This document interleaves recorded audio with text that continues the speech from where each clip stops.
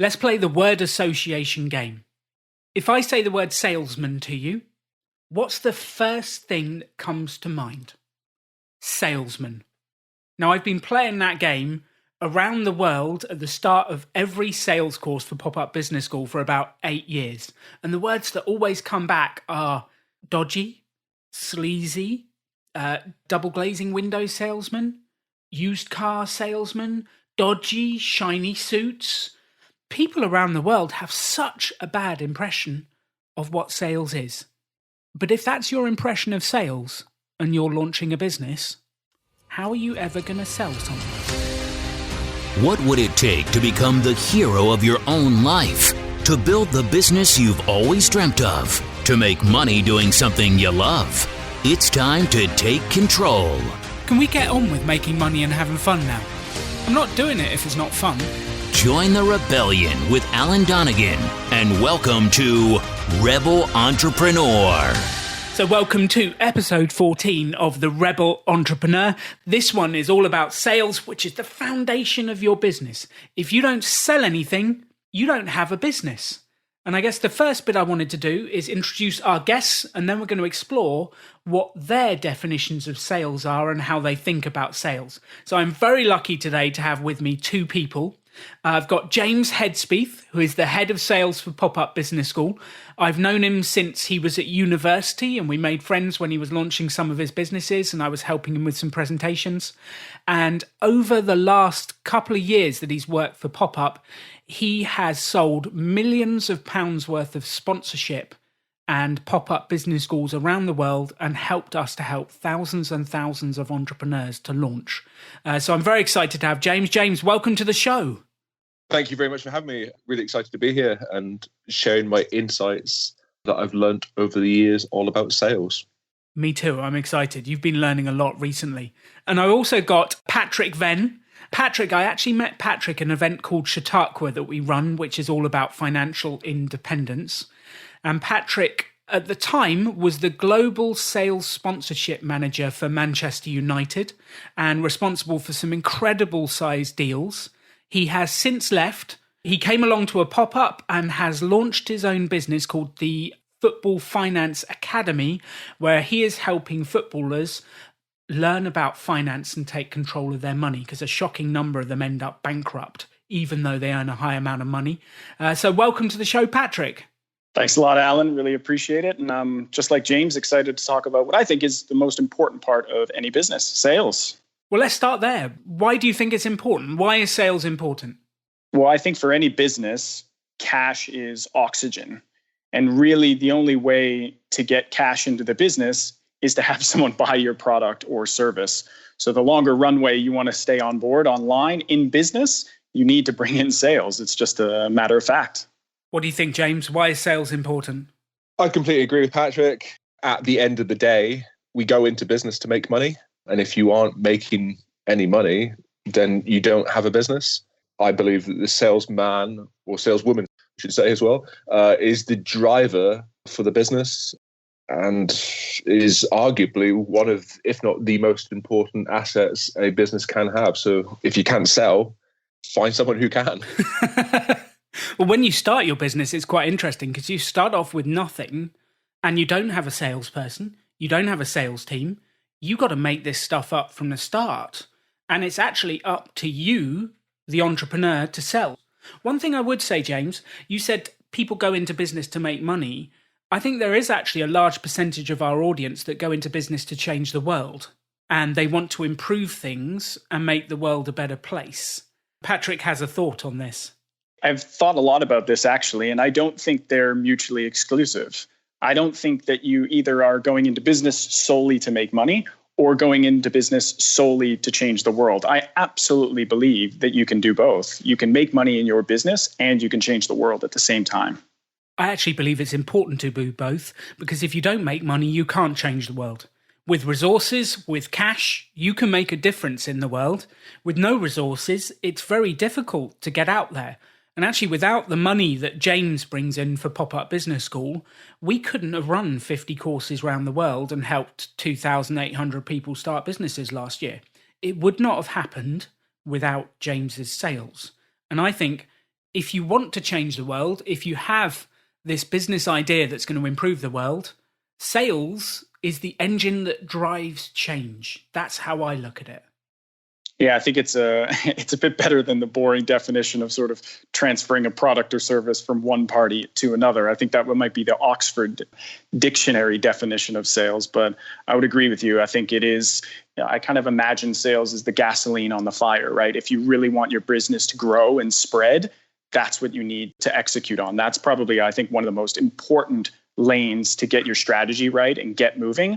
But I totally understand for a lot of people, it's probably the most challenging area to get a strategy and get moving.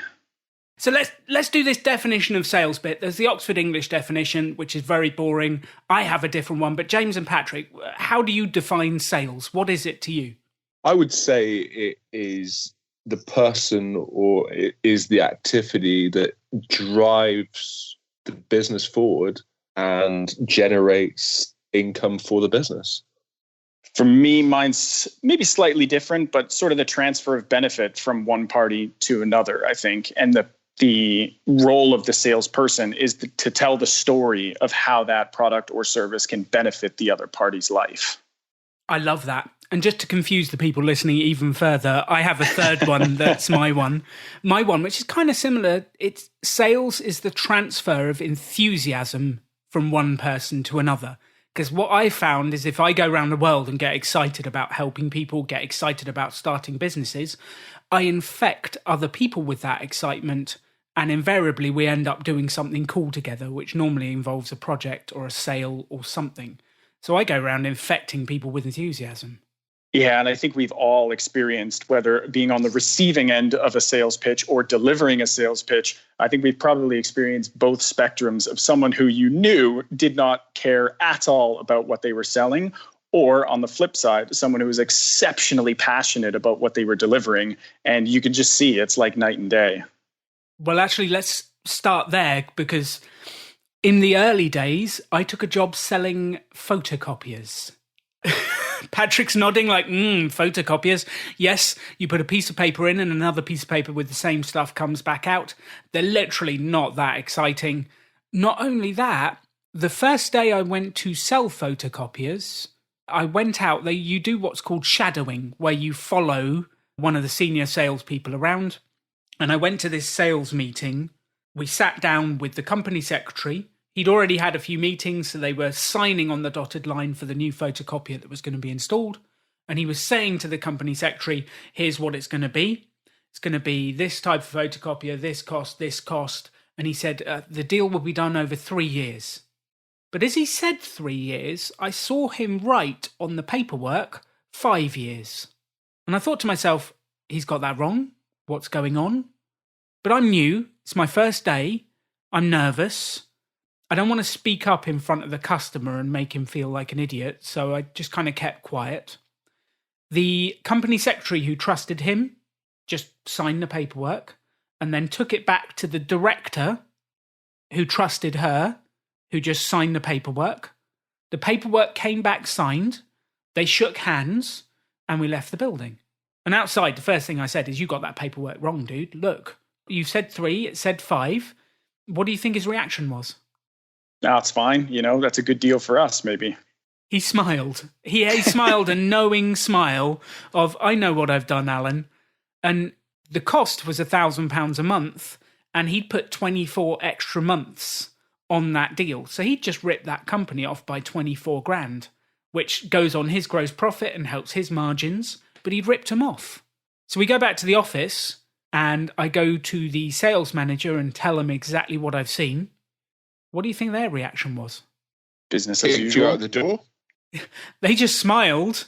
This is great. We've got 24 grand extra profit. And inside, I died a little because I thought, I can't do that. I can't sell like that. I don't even believe in the product, let alone the company now. How can I sell this? And I think that's a great story. And I think it highlights one of the biggest problems that I see in sales organizations is short-term incentivizing. Because what he's looked at there is, okay, well, that's maybe a big bonus that I'll get, or I'll hit targets for this month. Except, again, it's probably a very short-sighted view. I'd love to know if you ever sold anything again to that same company, or that was the end of the relationship. Because I think people see the short-term benefit and they go for it, as opposed to being potentially honest and having that client for another 10 years, right?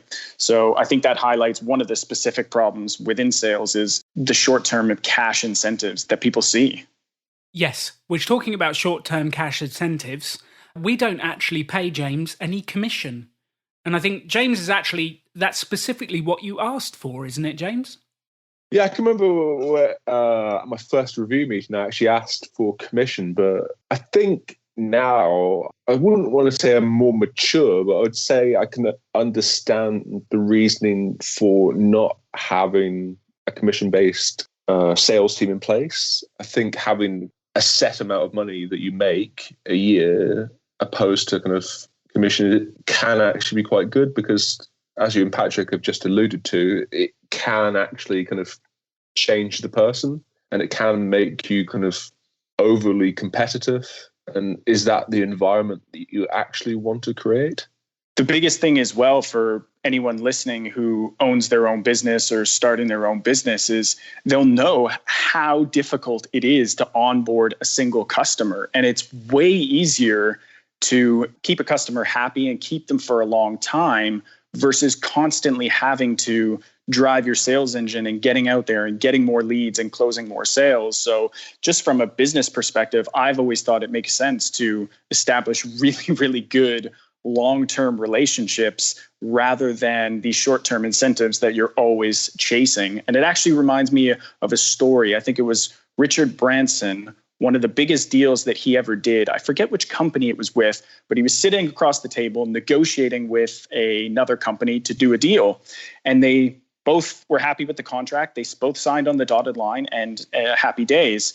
But I think later Richard Branson noticed there was a very, very unfair clause that favored him and his organization astronomically and put the other side of the partnership in a pretty vulnerable position. And he remembers distinctly picking up the phone, giving a call to the person that he'd negotiated that contract with and said, look, I know we've both signed this, but I think there's something that's very unfair for you that we've agreed to, and I think we should change it to something that's a bit more fair for both parties. And he remembers saying, that's a customer I now have for life. Yes. It's someone that I don't have to, I built that rapport, I built that trust, and they don't want to do any business with anyone but me. So I think there's a great lesson in that to really nurture the customers that you do have, because it's way harder getting new ones all the time. So that example actually brings us to one of the most important parts of sales, which is trust. Because the underlying thing that has to exist before any sale can happen, before any negotiation can happen, is trust. Because if you don't trust the other side, how are you ever going to do business? So trust, for me, is the first step to building a sale. Now, how do you, either of you, both of you, how do you go about building trust with someone you've never met before? I would say, all jokes aside, it's by being the opposite of the stereotypical salesman image. The stereotypical salesman image is the kind of Dale boy, greasy kind of hair, slick, bit of a manipulator. I just try to be as trustworthy and as normal as possible. And I feel that if you come across as just, it sounds a bit of a cliche, but if you come across as a normal person, people don't really expect that in sales, because they are expecting someone who's a bit of a wide boy, a bit of a Dell boy, who's got the gift of the gab. That's what they're expecting. So if you come at them with, I'm just a normal person, I'm just here to have a conversation with you, I'm just here to kind of make friends, see where it goes, it can, in a way, I feel, catch them off guard, because that's not what they're expecting. For me, that is the quickest way to build trust, because you're just showing an authentic version of yourself. You're not trying to manipulate them. You're just kind of hoping to build a relationship and see where it goes. Yeah, it's kind of a weird way to think of it, but yeah, building trust, or I probably interchangeably use build rapport. I kind of approach it, this may seem a little bit weird, but almost like a first date, really, anytime I'm meeting someone new. So one thing that I definitely do anytime before I go on a sales call or to a sales meeting, will definitely do a bit of desk-based research about the person I'm going to meet. And what I'm looking to identify is maybe things they've said in the media, so I can talk about those issues that they care about. Maybe it's something personal about them. They love sailing, or they have kids, or they like snowboarding. It could be more of a personal connection, just to get a bit of an idea of who this person is. And it's become easier and easier as time goes on with people's just footprint being online, whether it's social, LinkedIn, other areas. So that's definitely where I start, is kind of research a little bit about them so that there's a topic of conversation we can build rapport across. Maybe it's not the product. Maybe it's about snowboarding or skydiving or some other thing that they like to do. And then the second thing that I do, anytime that I go into a sales meeting, I always start the conversation with them first. So I think naturally as salespeople, especially enthusiastic ones, we love our product. We really want to tell them all the benefits and all the features. But I've really found that asking them about their problems first, what they're experiencing, the challenges they're facing, does two things. One, it shows them that I genuinely care about them. But the second thing is it allows me to collect information and little nuggets that they're dropping me along the way about their business, so that when I do get around to telling them about my product or my service, I can then start to cherry pick what they've told me and say, yeah, my product, you wanted to really save a lot of time. This is how my product helps you save time. And you would think that they would know that this is happening, but actually they just kind of look across at the other end of the table and they're like, yeah, that is my problem. Oh, great. They don't recognize that you've sort of withdrawn the information early that they care about and then sort of retold them how your product can solve that problem that they have. So those are kind of the two things that I do. And then finally, very quickly, I think, is to build on James's point is don't go in for that pressure close, that pressure sale. I know when I have a first call or a first meeting with someone, there's a 99.9% chance that I'm not getting the sale in the room. Whatever you have, there'll be another conversation, there'll be another email exchange, there'll be another moment to connect with them. So not trying to sort of hone in and pressure and close right in the room right away is probably something as well that I found useful in my sales experience. I absolutely love that, because one of the things we found at PopUp is when people hear sales, they almost switch in an instant to sales mode, where they just pitch at you. They just talk at you about your product. And then you're stood there going, I don't care about any of this yet. And I think for me, sales is not about pitching at the start. It's about understanding at the start, which is exactly what you're saying. The more you can understand the other person, the better you can pitch your product second. So it's always for me about understanding. And at the heart of understanding is the questions you ask. And actually, I don't care whether this is making friends, finding a boyfriend, finding a girlfriend, finding whatever. It does not matter. It's being interested in the other person first. I can't remember who said this quote, but the quickest way to be interesting is to be interested. And what I found is most people aren't interested in the other person. They just want to talk at you, which I find fascinating. What do you think about that? How do you do this in real life? Yeah, I agree with you. I don't know if this is the quote from him, but it certainly is right along the same line. But Dale Carnegie wrote that book, How to Win Friends and Influence People. It may have been from that, but he has the same sort of idea, is people love to speak about themselves. So let them. And you're there to sort of give a guiding, sort of listening to them and just understanding them. They find themselves way more interesting than they might find you. So that's why I lead with them. So I think the best way to show that you're interested is definitely using the kind of open-ended questions, not closed questions. So I start things like, how do you measure success is a great open-ended question that you can tell a lot about a business and how they measure success.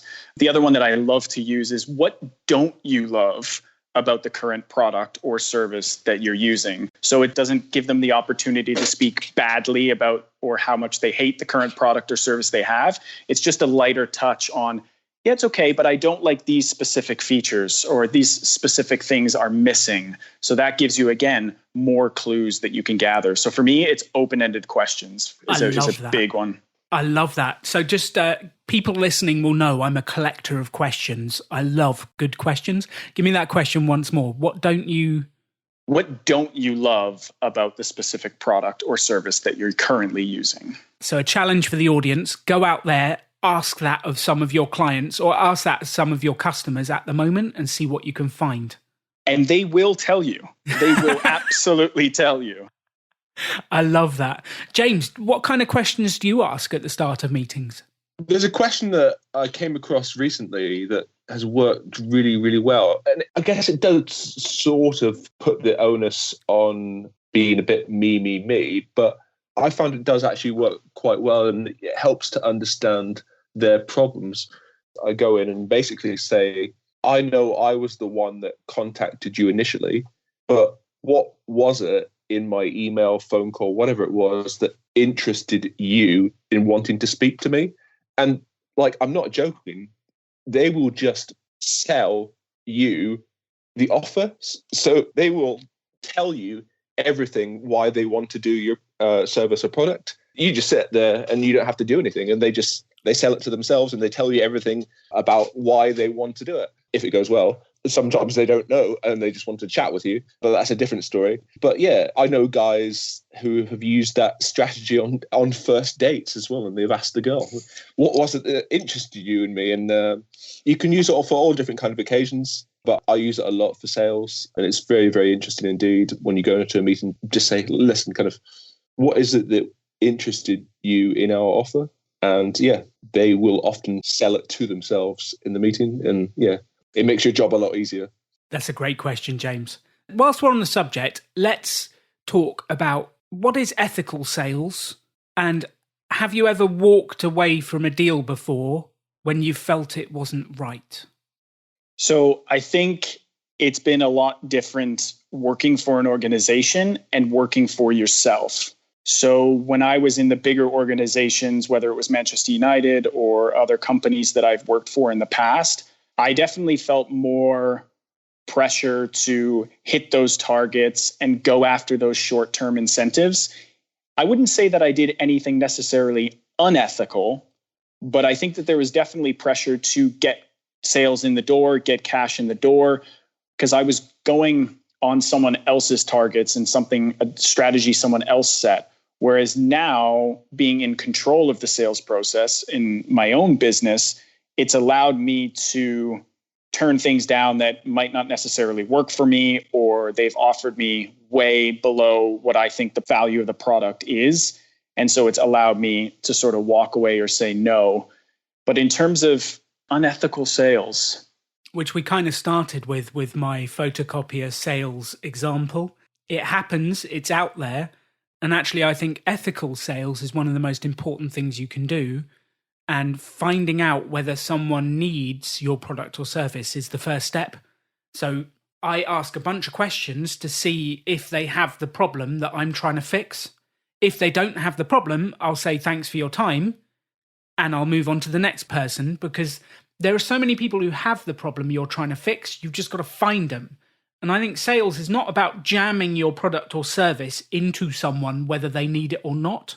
It's uncovering, do they actually have the problem you're trying to fix? If yes, sell them. If no, help them find something that does fix their problem, or help them. And I think this thought of sales as helping someone else has really enabled me to get out there and sell more. Because I came from I was scared to contact people. I was scared to make phone calls. I was scared to do any of it. And it took me a lot of time to get over that and to actually get used to making phone calls, sending cold emails, and all those elements.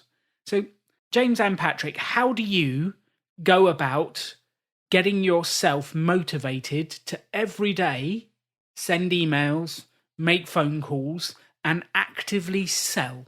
How do you go about that? How do you think about it? Because for most people, that thought makes them want to cringe.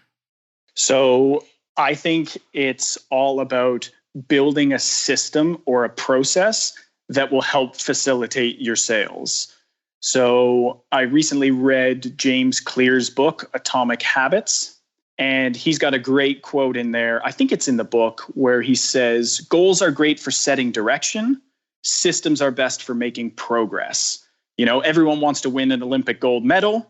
It's the athletes that put a system in place that allow them to achieve that end goal. So for me, it's definitely about building a sales process. I think in the past, maybe I've been guilty of there's just so many things flying at you. Who do I speak to? Which person in the organization do I contact? What do I say? How do I get their email? You can get bogged down in all these questions and really make no progress if you don't have a system in place. So the system that I used specifically, I like using tangible examples. So I'll try and use the one that I just did with the Football Finance Academy and I learned this very much at Manchester United, which was very process driven, that you create a prospect list.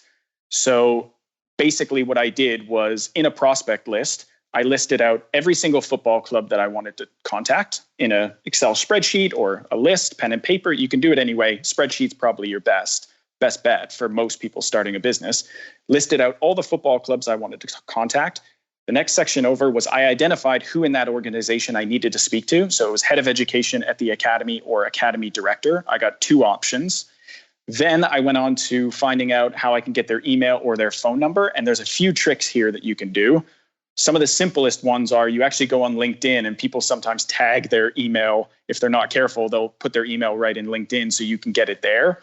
Or most times, actually, I've had a really good success rate of this. You just find out what the @ and then the end of the email is. So let's say it's @arsenalfootballclub.co.uk. You just have the first name dot last name, or a couple combinations of each. It's really not too difficult to find people's email information. And if you really are having trouble, another tactic that I've done before is actually just ring up the organization itself and say, hey, I have a package that I need to send, or an email or marketing material I'd like to send to person X. I just want to confirm their email. I have it here as this, and they'll either correct you or not. And that's sort of one way to get past the gatekeeper a little and get the email and the contact details of someone you're looking to connect. So then you have the organization, you have who you want to contact, you have their details, and then the final element to it to make it a bit more successful is you do that desk-based research and you find out that one thing about them, that one comment they made on a LinkedIn post that they were passionate about, that one holiday photo you've seen. I mean, don't get too creepy here where you're sort of looking at their entire life. But what you're trying to do is just get 1 or 2 things, get a glimpse of someone and who they are and what they care about, so you can drop that in to the cold email that you send them. So the first line might be, hey, I saw you did a great initiative XYZ, and then you can carry on of why that links into why you're contacting them. So I think just setting out that grid of the prospect list. And then basically what I've done is I split them into tiers. So of all the clubs, I know they're all not a top priority. So you have tiers 1, 2, and 3, or however many you need. And that allows you to kind of reach out systematically. Because if you have 100 prospects you want to go out to and you're trying to contact them all, you'll drive yourself crazy and you'll waste weeks and weeks and weeks. So if you tier it and go, okay, each week I'm going to reach out to 5 people or 10 people, and it's a system that goes along, and you keep track of their responses so you can see which email templates are working. Maybe you try some other ones to see what sticks and what gets the best results. And you keep track of that as well, so you can basically course correct along the way. So you have a good system in place. Personally, I spend about an hour each morning from 9 to 10 reaching out to people or responding to sales emails. And then I'll move on to the things I need to do for the rest of the day and periodically check in and respond to those emails. So sort of a long-winded answer of saying setting yourself up a good system and a process will help you make progress and be successful with your sales. So, Jimbo, how do you motivate yourself? Because you're one of the hungriest salespeople I've ever met, which I love, but you don't get any commissions. So how do you motivate yourself to each day send the emails, make the calls? How do you approach this? Like, it's something that I've often thought about myself, and I think I've always actually been quite a self-motivated person. Like, looking back at other things that I've achieved in my life, like I've done kind of marathons, triathlons, a whole host of crazy kind of challenges like that. And it takes a kind of, I guess, a very kind of self-motivated person to actually do it. And I feel that if you go into sales, you actually have to be incredibly self-motivated to actually do it, because it isn't an easy job by any means. And you're going to take a lot of kind of bumps and knocks, and you need to be very kind of resilient to actually do it. So, yeah, I think, like, honestly, I don't know what makes me self-motivated. Part of it, I think, comes down to the fact that there's 2 kind of motivators for people when they buy something, and it's kind of to gain pleasure and to avoid pain. And I think I'm a bit of both. I know that if I don't get up in the morning and I don't work extremely hard, I will probably lose my job and the business will go out of business and lots of people will lose their jobs. And that's like an awful scenario. But at the same time, I'm an incredibly competitive, single-minded, driven individual that I constantly want to kind of challenge myself and kind of beat last year. I've almost got like an athlete kind of competitive mindset that I want to continually beat what I previously did. So I know every single year how much I made for the company, and it's my goal to kind of beat it every single year. So I've got that kind of competitive urge inside me. I don't know where that comes from. I'd need to sit down with a psychiatrist probably and analyze it. But I think I'm like a real mix between trying to gain pleasure and trying to avoid the kind of the pain and the hurt. But I would say I'm probably more leaning towards the pleasure. And to build on that, making sales and closing deals and making money, it's an incredible buzz.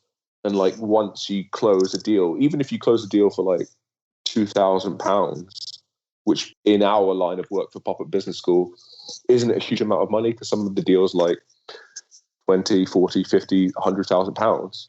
So even closing a £2,000 deal for me gives me a buzz and it gives me a kick. So like that buzz gets me out of bed in the morning. And I think that if that doesn't excite you, then you're not going to last very long in sales. And it's probably best that you find someone who is excited by that and who is good at that and who is competitive and enjoys it. I think that it ties back really nicely, James's response to what we talked about earlier about the sort of short-term motivation as well. Because if your only incentive is to go out there and make money, especially if you're working for an organization or yourself, there's a bit of difference. But if your only motivation is to make money, I genuinely think you will lose a bit of steam. Maybe not. Maybe there's some people that are completely driven by money, and you know what? That's okay. That happens. But I think if you can get that mix of it provides me a great living, and I actually am passionate and excited to actually sell the service or the product that I've created or my team's created. If you have that mix of both, I think you will be able to keep yourself a lot more self-motivated. I know for me personally, the paychecks as my career went on got higher and higher, but that had no correlation to my enthusiasm to sell those specific products. So I remember probably the best, most enjoyable thing is I started a lemonade company when I was about 24. I was a grown-ass man with a lemonade stand. And I remember we packaged and bottled this homemade lemonade that I've been drinking in my family for 80 years, but we finally just packaged it and started selling it at a local farmer's market. I think I sold them for about $3 to make, and I sold them for $9. I made that first sale of $9. It was probably the feeling that I've had the most sort of proudest moment. Is it had nothing to do with correlation to the number itself. It was that it was your own product. You made your first sale. You realized that you could actually start doing this and people would buy your product or service. That motivated me more than the actual dollar amount or the commission amount itself. But I like James's response about this sort of feeling like an athlete and self-motivated and challenging yourself, because I've seen other cultures where you compete against each other within the organization. And that's, for me, quite toxic. But if you can get it sort of internally like James has, where you're just competing with yourself, I think that can be a brilliant motivator for sales as well. Just to build on that, even if you are listening and you're in an organization that you have to compete with other people, or you feel that you have to compete with other people, perhaps instead of feeling the pressure that you have to compete with others, just challenge yourself to try and beat your sales targets for last year and the year before that. Forget about everyone else and just make it about yourself. And that's the way that I've always grown. And I think that's probably the best way to do it, instead of kind of worrying about what anyone else is doing. Well, I think that's one of the things you've embodied the best, James, that I have seen, is that you are constantly seeking to improve in every area of your life. I'm always inspired by that, and you know I do the same thing, is what's the next book on sales? What's the next course that I can go on sales? Who's the next salesperson that I can learn from? How can I get the next deal slightly bigger than the one before? And that constant improvement. Everyone has done this better than you before.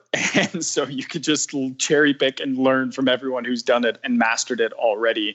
I know it can feel like when you're starting out that it's this world you don't know and you kind of feel lost and I don't know how to conquer it. But there are dozens of resources at your fingertips, whether free or with a very small price point, that can prove some serious ROI on your own business if you just make that small investment. So let's work to turn this into a little bit of a process. My thought here is we've got Patrick, who has a very clear target market of football clubs. We've got James, who has a very clear target market of councils. That's who mainly buy pop-up business schools. And we've got those very clear target markets, which makes your life easier to go through the process of identify who it is, the organization, and where it is. But there's going to be a whole bunch of people at home going, I sell soap. Everyone uses soap. How do I do that? Do you have any advice for those people who have products, craft businesses? How would you go about thinking through what the target market is? Because they're not even going to get into that process because they don't even know where to start. I'm just glad I sell to councils now. I think the first thing that I would do to make your life easier, let's take the soap example because it's right there in front of us, is you start sort of deciphering, okay, which lane am I going in, business to business or direct business to consumer? You may do both, and that's fine as well, but they'll each need their own sort of process and their own unique strategy. So I think the very, very first point I would begin with is identifying, okay, am I going to be selling my soap to realtors, like shops, for them to sell on to the end consumer? Or does my business model actually prefer me more to go direct to consumer? Am I actually going to get out to the farmers market, sell on social media, direct to the person on the other end of the phone or the computer or the transaction? So I think step number one would be identifying which lane you want to go into. Again, you can go into both, but if you're just starting out and you're looking to generate your first kind of sales, I would probably advise to pick one of those lanes first instead of making your life difficult and trying to do two sales strategies simultaneously. So that would be where I would sort of begin first. And then in terms of narrowing it down from there, I think if you're going for the B2B model, you're going to businesses, one of the first things that I would do is probably start in my local area and actually go and make connections with the people right in your radius, because you'll cut down on travel costs. It's in your area. You can walk to all your sales meetings, things of that nature, and try and actually build a brand within the community. If, again, we're talking about soap. So I'd kind of put a radius on the people in my neighborhood that could possibly be a buyer, and I would go sell my story. And I think if you have a story beyond the soap, kind of like I had a story behind the lemonade, it gives you a one-up. When you build the rapport with the person in the store that you're trying to stock your product on their shelves, and you have some type of story that can differentiate you. It's a local-based product, maybe. It's got an inspiring story behind it. These will all be things that will help you sell to places right in your neighborhood. And then if we sort of switch to the other side, if it's thinking about going direct to consumer, I've definitely just started doing this myself recently, which is this idea of social selling. So using your Instagram or your LinkedIn, things of that nature, to actually sell that soap or that product or service. And it's not too dissimilar. It's just a different functionality. So you're still trying to tell your story, what makes it unique, giving people insights, but it's just slightly different, the tactics you would take in setting up it's a whole world there of setting up your Instagram bio. When people land on it, they know exactly what they're here for and what you sell. It's the same going to the guy in the store that you want to sell your product to. He's got to know exactly what you want to sell and what your mission is. But I would definitely pick your lane. Are you business to business or are you business to consumer? That's your first place that you should start.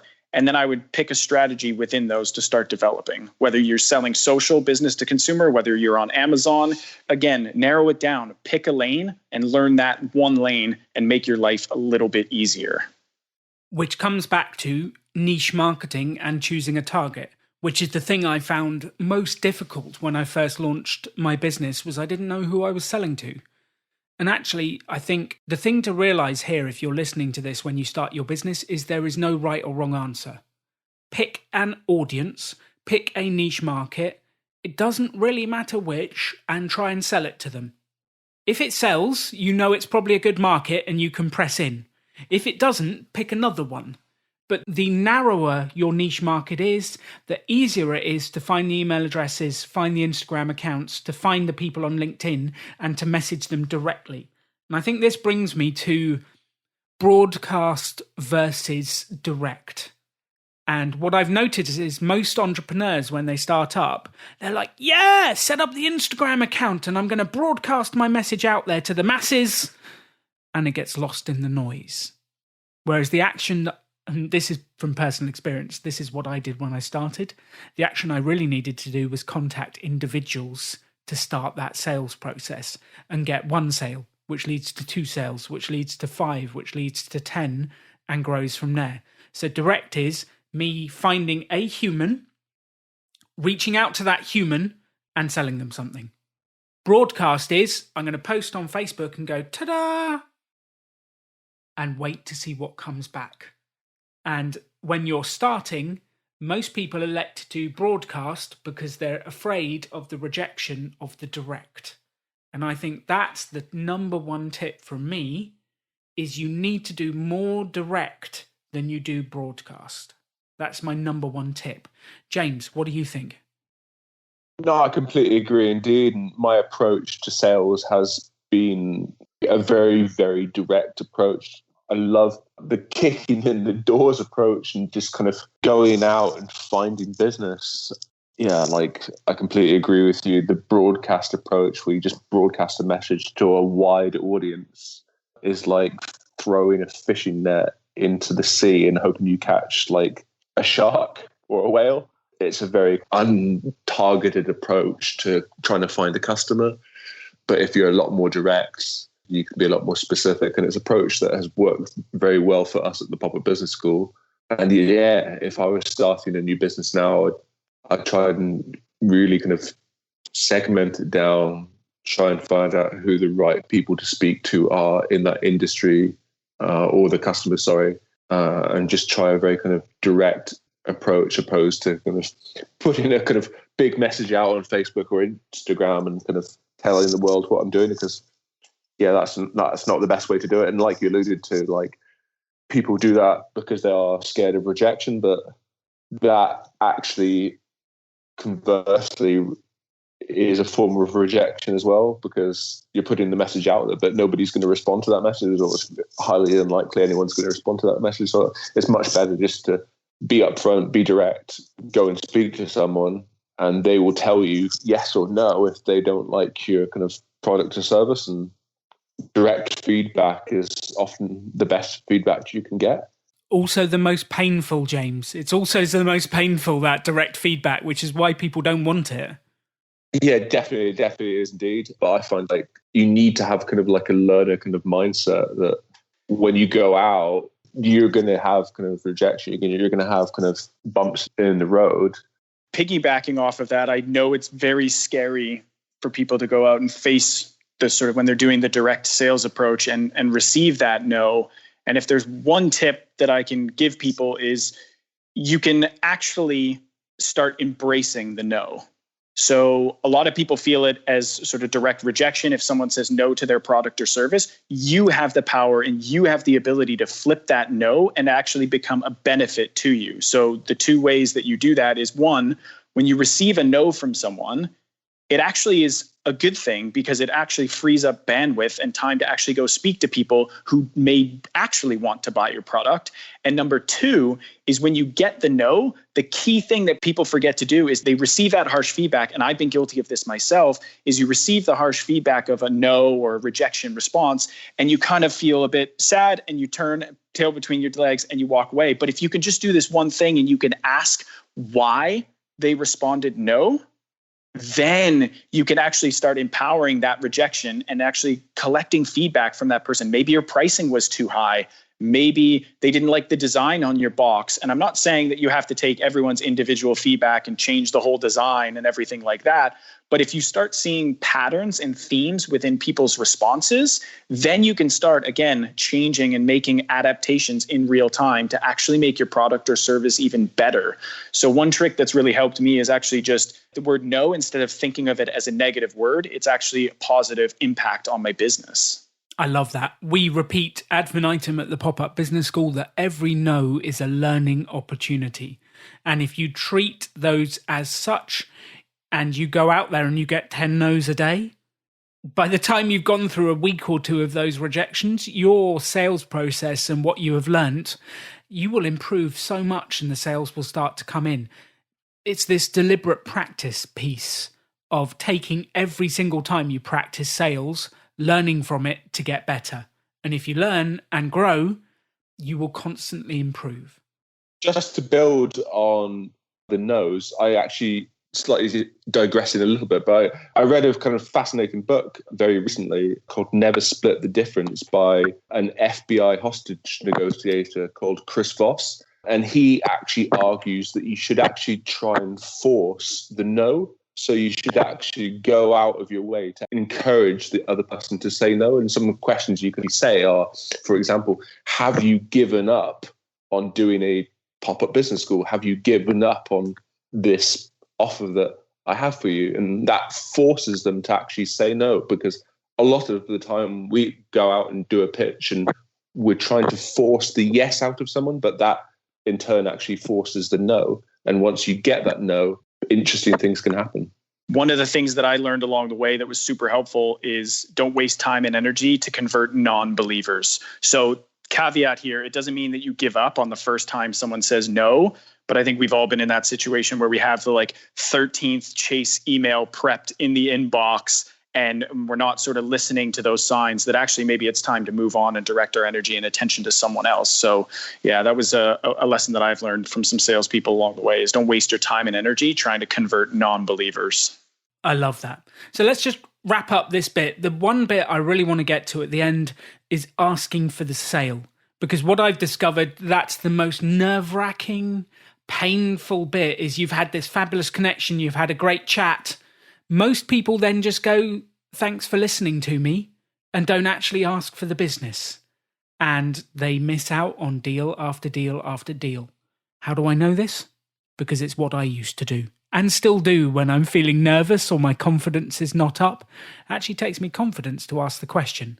So James, Patrick, what are your tips on asking for the sale? I would say one of the best ways in which you can actually ensure someone's going to buy is to get them to make a commitment. And I learned something recently, and it's called commitment-based selling. So at the end of the pitch, at the end of the sales meeting, or if you're having coffee or whatever you're doing with the prospect, get a commitment from them. So at PopUp Business School, we run live events. And one of the things that I often try and get from prospects is a commitment from them to come along to one of our events. And I know if they come along to one of our events, it's very likely that they are then going to buy the product.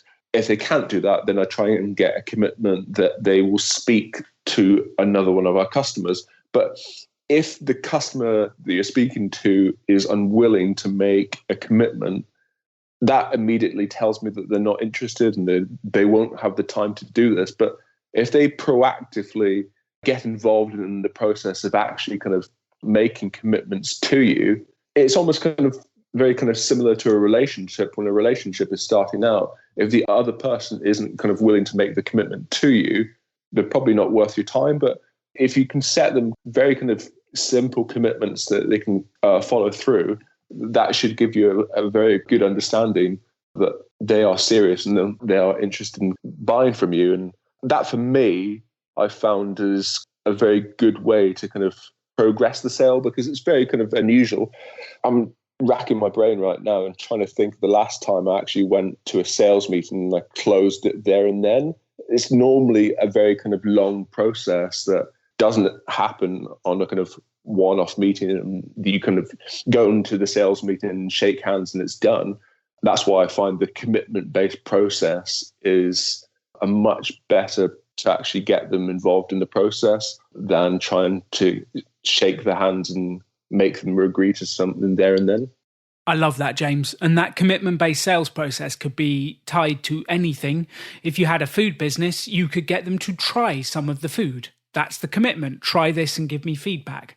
When I was doing my training business, I would get them to commit to a 45-minute session where I ran a training session for them.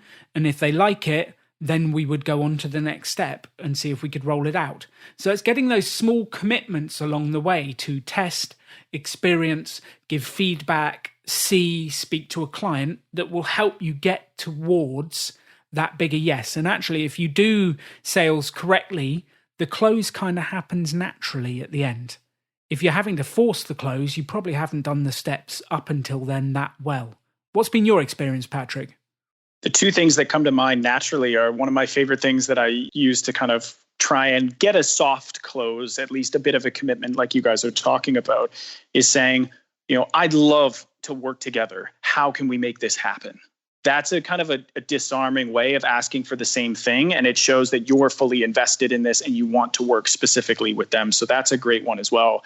But the other thing that I do is if I can see they kind of want the product, maybe they're on the fence a little bit, they don't know, is I will ask about what would be preventing this from happening, or do you feel any risks, or try and bring out in the open what their concerns are so that you can actually address them. Because if you can't see them, you can't solve them.